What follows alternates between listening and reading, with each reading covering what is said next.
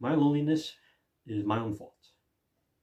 That is the mindset that I've adapted, and because of it, I've taken a little more action otherwise than I would have if I hadn't adapted this mindset. But it is a lot more painful, and I, I wouldn't be very surprised if a lot of people don't want to adapt it because what you're basically doing is you're not looking at other things in your environment that's happening around you. What you're doing is you're looking internally and you're saying everything is my fault, which is a very ugly way of looking at it, but it will allow you to start taking the right steps in action to start bettering your life. Um, Two things that I wish I would have done younger, in two words that describe what I didn't do was try and effort, right? When it came to studying in school, that's one of them, and relationships and socializing is another one. Those are two major ones that could have easily been improved if I just tried and put a little bit of effort, right? Um, Starting with the first one, we'll start with school. It was until grade 11 or grade 12 when I started using the guidance counselor. And it was already way too late by then because that's around the time we're graduating. That's not the time where you want to start using the guidance counselor. You want to start using it as soon as possible. So grade 9.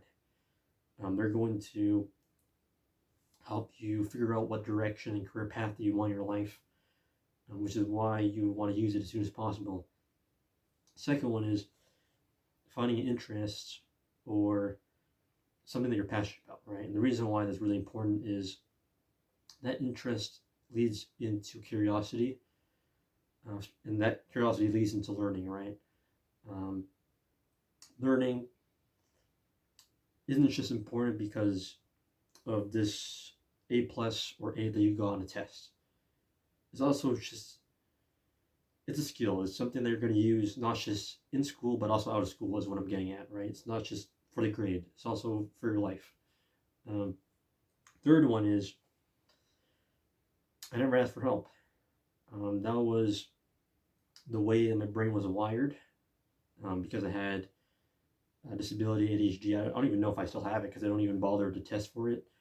But I was diagnosed, or maybe not diagnosed, but maybe diagnosed. I can't even remember anymore. But whatever. My IEP plan, right, individual education plan, it said that I had ADHD. And I would always refuse help because I thought if I take help, that means I'm stupid. But it's actually the other way around. It's if you don't take help, you are stupid because you have things like doctors, nurses, teachers, professors, police, um, all sorts of different roles and different functions that they all play in society. And many people have been doing these things for many years. Right? There's a teacher that's been teaching for 20 years. There's a police officer that's been doing it for 15 years. There's an accountant that's been doing it for 10 years. And the chances of this person knowing more than you is a good chance, right? They're specialized in it. They spent a good portion of their life doing that one thing. So it's probably a good idea to sit down and listen to them. So that's the third one is to sit down and listen to someone. Besides that, that's for the school one. Let's move into the second one. I was by myself in the previous college for the first 2 weeks, and I was sitting by myself in a cafeteria and studying areas. That's where I would hang out. The cafeteria by myself and the studying areas by myself. And even though I attended these classes where I had my colleagues and peers, never took the initiative or never tried or made any effort in attempt to form some real type of connection. And what that made me realize was one, that's my fault, but two, we have this social, I don't know what construct, or this kind of idea that friends and relationships are like universal fate. Like your special someone is going to magically show up one day, right? You're just going to find your girlfriend or boyfriend or whatever type of relationship you're looking for. You're just going to find that special person eventually because it's just going to show up at your door or something like an Amazon package. But in reality, it just doesn't work like that. And that was a really tough one that I didn't want to believe. I didn't want to believe that was true, but it was true. And I do think that loneliness in some ways isn't a choice, right? Let's say you don't have a very big family history or background, right? Your family is relatively small. You have small circle, like a relative and that sort of thing, cousins, uncles, aunts, and stuff like that. Grandparents, right? But besides that, right, if you're around my age, there should really be no reason for why you don't have a good amount of friends or at least a relationship, right? And a lot of, when it comes to dating advice, they'll tell you things like, or little guys will tell you, don't chase girls and women, right? Let them come to you.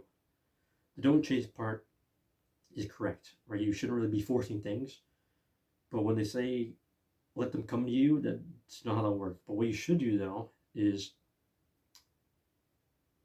try to put yourself in the best circumstances and conditions and opportunities to form these connections. So basically, that's just an overly complicated way of saying just go outside and go to third spaces. So basically, go to like malls, libraries, cafes, whatever it is, basically, right? It's third spaces, public spaces where you have the chances, because what that does is that'll increase your likelihood of meeting people. If you're like, man, okay, so I understand that girls don't want me approaching them at the gym, so what should I do? Okay, well, they're not going to approach at the gym, just go somewhere else. Just go to like a cafe or library. It's just been, like, even for me, that's what I've been thinking about is, instead of studying at home for 3 hours, I can just study outside, just go to a library or something, right?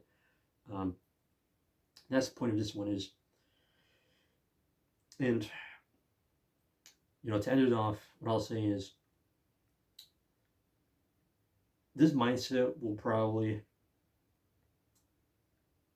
it's going to move your life so fast, it's going to be incredible. Like, if you could accept that, let's say you're not happy with where you are, you believe that's your environment. If you start believing that's your environment and you start believing that it's you, I swear to you right now, it will change your life, but it's also going to hurt a lot, right? Because you're going to realize how much time that you wasted. Because in all actuality, like when I realized that studying isn't even that hard, learning isn't even that crazy hard. It's just picking something you're interested in or passionate about. It's not even that difficult.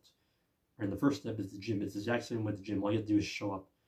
Once you show up, half the battle is already gone. Right now, you just have the other 50% left, and that's good to go.